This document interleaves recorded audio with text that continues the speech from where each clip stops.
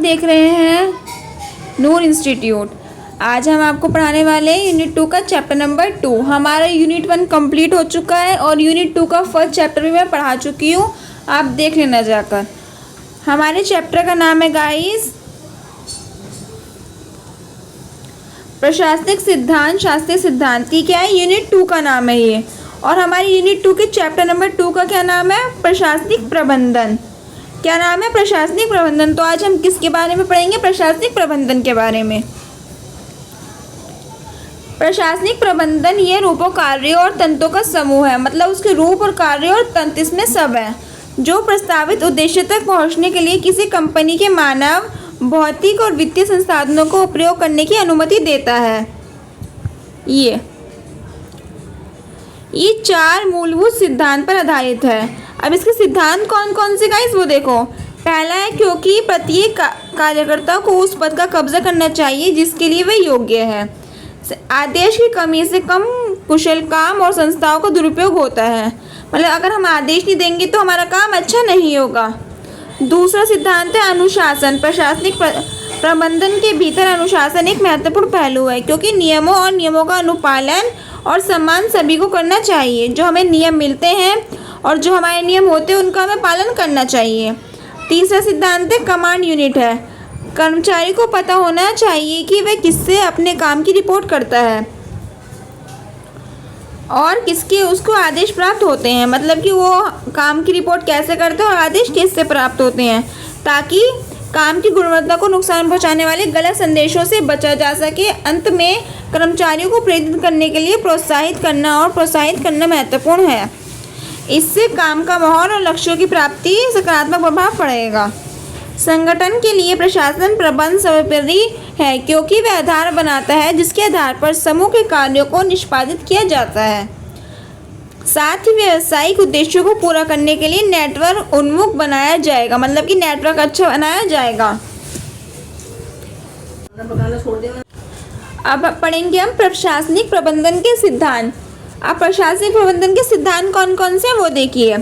Henry Fayol, जो उसने ये इसके दाता है ना, जिन्होंने ये 14 सिद्धांत लिखे हैं, वो कौन है, हेनरी फेयोल द्वारा किए गए प्रतिबंध 14 सिद्धांतों विशेष रूप से किसी संगठन के 5 विभिन्न कार्यों पर केंद्रित हैं। मतलब कि 14 सिद्धांत कौन कौन से हैं वो, ये संपूर्ण संगठन के प्रबंधन के लिए बुनियादी दिशा निर्देश है। ये सिद्धांत सार्वभौमिक है, ठीक है। ये दुनिया के किसी भी हिस्से में किसी भी संगठन में लागू किए जा सकते हैं। ये सिद्धांत कठोर नहीं है, अपितु परिस्थिति अनुसार बदले जा सकते हैं। परिस्थिति जैसे कि जहाँ पर जैसी सिचुएशन होगी उस हिसाब से सिद्धांतों को हम चेंज कर सकते हैं। फेयोल के 14 सिद्धांत नीचे तुम्हें थे, आप देखो ये। अब फेयोल के 14 सिद्धांत कौन कौन से हैं वो पढ़ेंगे। कार्य विभाजन, उसका पहला सिद्धांत है कार्य विभाजन। जब कर्मचारी कार्य विशेष के लिए नियुक्त किए जाते हैं तो आउटपुट बढ़ जाता है, क्योंकि वे कुशलता के साथ कार्य कर सकते हैं, मतलब बहुत आराम से कार्य कर सकते हैं। मतलब कर्मचारियों के हिसाब से कार्य को डिवाइड करना, कार्य को विभाजन करना। नेक्स्ट है हमारा प्राधिकरण, सत्ता व उत्तरदायित्व, ये वाला। इसमें प्रतिभा को आदेश देने का अधिकार होना चाहिए, लेकिन उन्हें ये भी ध्यान में रखना चाहिए कि प्राधिकरण के साथ जिम्मेदारी भी आती है। मतलब कि अगर कोई हेड बनता है तो उसको आदेश देने से पहले ये भी समझना चाहिए कि उसकी क्या क्या जिम्मेदारी है, कि उसको क्या क्या जिम्मेदारी पूरा करनी है। यही नहीं कि उठ के आदेश दे दिया बस, ऐसे नहीं होना चाहिए। अनुशासन, संगठनों में अनुशासन को कायम रखना चाहिए। अनुशासन यानी डिसिप्लिन को कायम रखना चाहिए, डिसिप्लिन होना चाहिए, तमीज से बातचीत करनी चाहिए।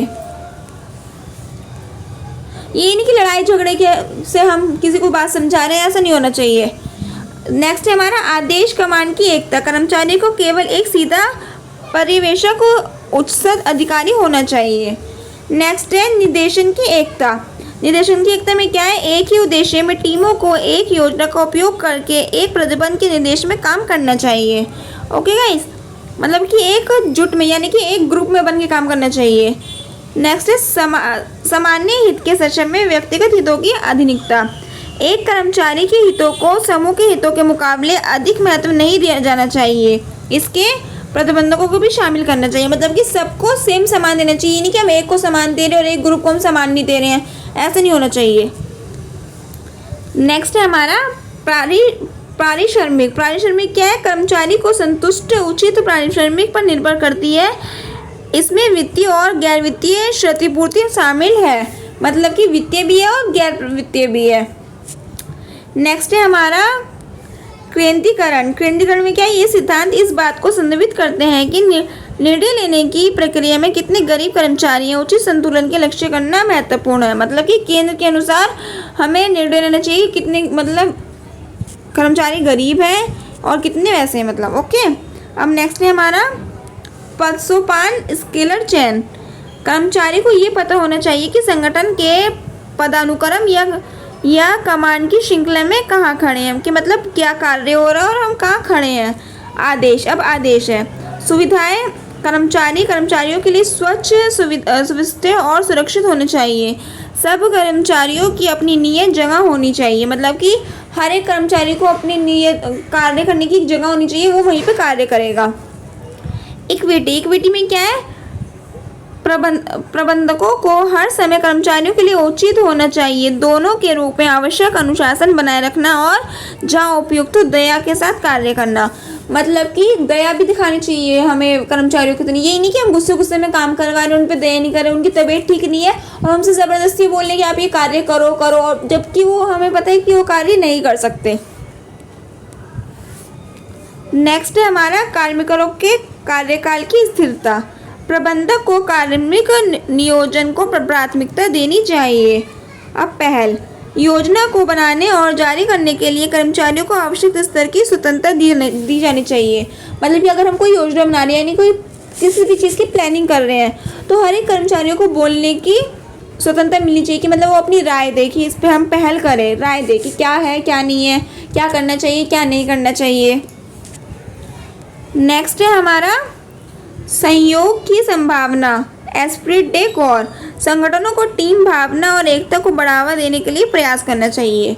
मतलब कि टीम में काम करे। अब कोई है कि मतलब टीम तो है लेकिन वो आपस में एक दूसरे से चिढ़ रहे हैं, तो ऐसा नहीं होना चाहिए कि टीम को भावना देनी चाहिए, टीम में काम करने वालों के प्रति एकता होनी चाहिए। अब है हमारा संगठन के सिद्धांत। लूथर गोलिक, किसने लिखा है? लूथर गोलिक ने paper on the science of administration 1937 नामक अपनी पुस्तक में संगठन के सिद्धांत की सूची निम्नलिखित रूप से प्रस्तुत की है। इसमें कौन कौन से ये रे जो लूथर गोलिक ने लिखे हैं? कार्य का विभाजन, विभागीय संगठनों के आधार, पदसोपान, स्वदेशीय समन्वय, समितियों के अंतर्गत समन्वय, विकेंद्रीकरण, आदेश की एकता, यूनिटी ऑफ कमांड। नेक्स्ट है हमारा लाइफ और स्टॉप, प्रतियोजन, नियंत्रण के क्षेत्र। ये सब क्या है, किसने लिखे हैं? ये सब उसके सिद्धांत है, किसके? संगठन के सिद्धांत। और किसने लिखे हैं? लूथर गोलिक ने। किसमें लिखे? Paper of the science administration में। और कब लिखे थे? 1937 में। और एक ये अभी बोला है लूथर गोलिक ने, positive core formula. Positive core formula क्या है? अब देखिए पॉजिटिव कोर फॉर्मूला क्या है। लूथर गोलिक ने मुख्य कार्यपालक के कार्यों को पोस्टको फॉर्मूला के द्वारा स्पष्ट करने का प्रयास किया है। गोलिक का विचार है कि पोस्टकोफ का फॉर्मूला मुख्य कार्यपालक के कार्यों को कार्यकर्ता पक्षों की विवेचना करता है। फॉर्मूला का प्रत्येक शब्द किसी न किसी गतिविधि को अधिव्यक्त करता है, जो इस प्रकार है। जो मतलब जैसे कि हम बताते हैं आपको, ये पोस्टकोफ का फॉर्मूला है जिसमें ये POD, SD, CORB ये जो वर्ड है ना, इसके हर वर्ड का अलग अलग मीनिंग है। अब इसका मीनिंग क्या है हम वो पढ़ेंगे। इसमें जैसे ये P है, P का मतलब क्या है? प्लानिंग। प्लानिंग का मतलब नियोजन। O है, O का मतलब ऑर्गेनाइजेशन यानी संगठन। S का मतलब स्लिप्टिंग मतलब कार्मिक वर्ग। D का मतलब डायरेक्शन, निर्देश देना। C का मतलब कंट्रोल और CO का मतलब है कोऑर्डिनेटर, समन्वय। R का मतलब है रिपोर्टिंग, रिपोर्ट करना। B का मतलब है बजटिंग यानी बजट। हर एक वर्ड का अलग अलग मीनिंग है, वो हमने आपको समझा दी है। अब हम इसका पढ़ेंगे। अब है प्रशासन के सामान्य सिद्धांत। अब इसमें ना प्रशासन में सामान्य सिद्धांत भी है। वो कौन कौन से सिद्धांत है वो देखिए। औद्योगिकरण और सामान्य प्रशासन। मैक्स वेबर ने एक आदेश नौकरशाही के तंसख्त कानूनी प्राधिकरण प्रणालियों पर आधारित प्रशासन के सिद्धांत के रूप में वर्णित किया। श्रम विभाजन संसाधनों और समर्थन को सुरक्षित करने और आत्मविश्वास और विश्वास को प्रेरित करने के लिए संगठनों का ताकत दिखाने और वैधता हासिल करने की आवश्यकता है। मतलब कि हम सिंपल वर्ड्स में बताते हैं आपको। सिंपल वर्ड में क्या है, जो प्रशासन है उसको हम एकता बनाए रखना, कानून की सम्मान करना, आपस में मतभेद ना करना, एक दूसरे में आत्मविश्वास कम करना, विश्वास ज़्यादा प्रेरित करना, वो सब इसमें आता है। इसके कार्यकर्ता कौन कौन है गाइस, ये भी देख लो। हेनरी फेयोल, इसमें जिसका मेन नाम आया है, किसका आया है, हेनरी फेयोल का आया है और लूथर गोलिक का आया है। Okay guys, thank you so much. Unit 2 chapter number 2 में आज इतना ही। Thank you.